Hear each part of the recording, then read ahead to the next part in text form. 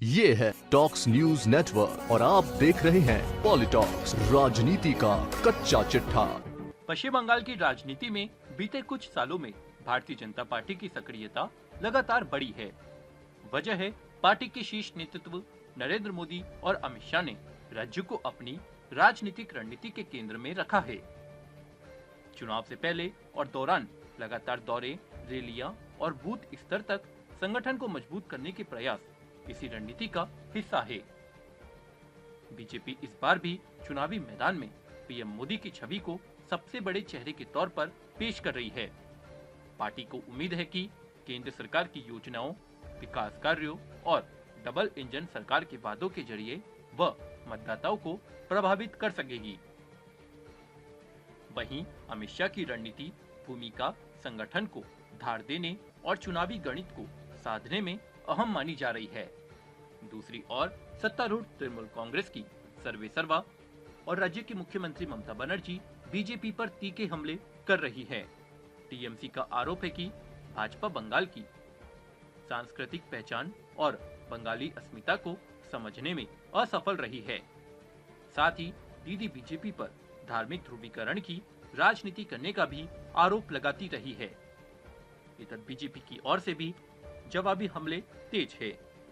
Party राज्य सरकार पर भ्रष्टाचार, चंदा उगाही और केंद्र की परियोजनाओं को आम जनता तक न पहुंचाने देने का आरोप लगाने पे तुली है। इसके अलावा सीमा पार से घुसपैठ का मुद्दा भी बीजेपी के प्रमुख चुनावी हथियारों में शामिल है।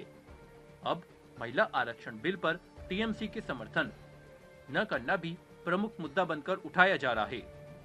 हालांकि इन तमाम रणनीतियों के बीच कुछ चुनौतियां भी बीजेपी के सामने खड़ी है।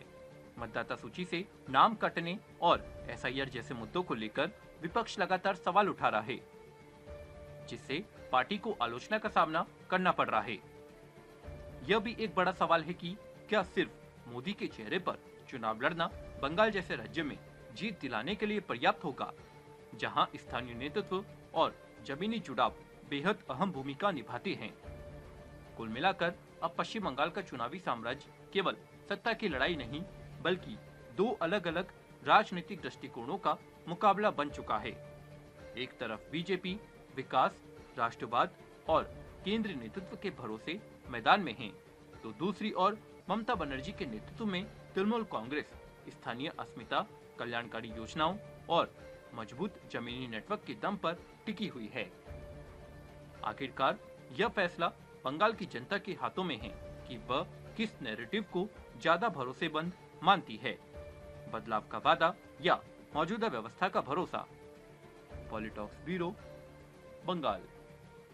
ये है टॉक्स न्यूज नेटवर्क और आप देख रहे हैं पॉलिटॉक्स, राजनीति का कच्चा चिट्ठा।